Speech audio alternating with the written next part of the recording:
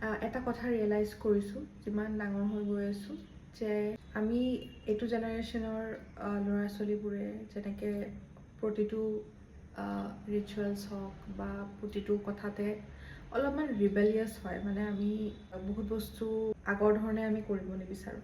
সেইটো কোনো ক্ষেত্ৰত ভাল আৰু কোনো ক্ষেত্ৰত বেয়া, কাৰণ মই বহুত লেটলি এইটো বস্তু অবজাৰ্ভ কৰিব ল'লোঁ যে আজিকালি জেনেৰেশ্যনৰ ল'ৰা ছোৱালীবোৰে নিজৰ মাক দেউতাকক শুদ্ধ বুলি নাভাবে। আগৰ দিনত কি আছিলে, বিশেষকৈ মাক most of the mothers were housewives. মোৰ মাও এগৰাকী হাউচৱাইফ হয়। আজিকালি হোম মেকাৰ বুলি কয়, বাট এগেইন হাউচৱাইফ বুলিয়ে কৈছিলে। কিন্তু মই ভাবোঁ যে সেই মানুহখিনিয়ে লাইফৰ বহুত লাইফ লেচনছ আমাক শিকালে। সেইটো এতিয়া মই ৰিয়েলাইজ কৰোঁ। যেনেকৈ কয় যে মানুহৰ ধৈৰ্য থাকিব লাগে, কথা শুনিব লাগে, চব কথাত ৰিয়েক্ট কৰিব নালাগে। চব কথাত ৰিয়েক্ট কৰিব নালাগে মানে হয়তো এইটো কেতিয়াও নুবুজায় যে তুমি শুনি থাকিবা, কিন্তু কথা এটা হৈছে কি যে চব কথাতে নিজৰ এনাৰ্জিটো দি পেলাই লাভ নাই। তেনেকুৱা বহুত কথা, ৱৰ্ক লাইফ বেলেঞ্চৰ কথা।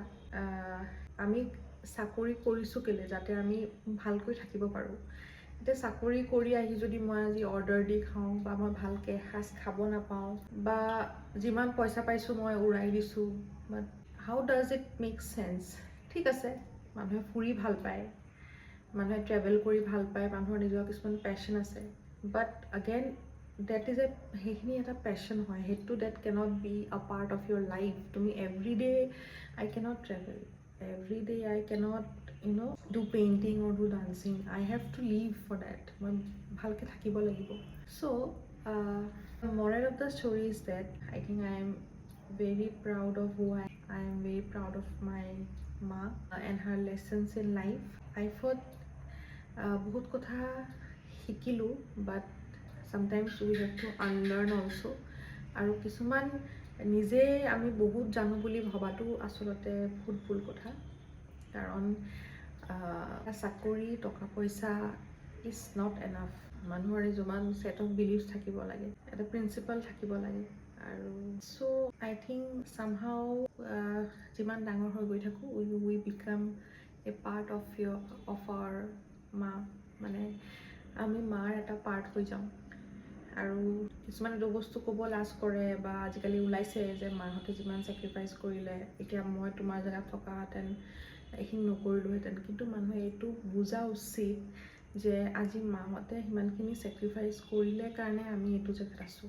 আৰু সেইটো ছেক্ৰিফাইচ কেতিয়াও বেয়া চেঞ্চত ল'ব নালাগে, কাৰণ আই থিংক আমি কৰি আমাৰ মাহঁত বহুত সুখী, মাহঁতৰ সুখটো তাতে থাকে। আমি মাহঁতক একো টকা পইচাও ঘটি দিব নালাগে, কিন্তু কেতিয়াও দুখ দিব নালাগে। Do not heart your parents, মানে সেইটো সমান চাগে পাপ নাই আৰু। চ' সিমানেই জাষ্ট কথাখিনি শ্বেয়াৰ কৰিব মন।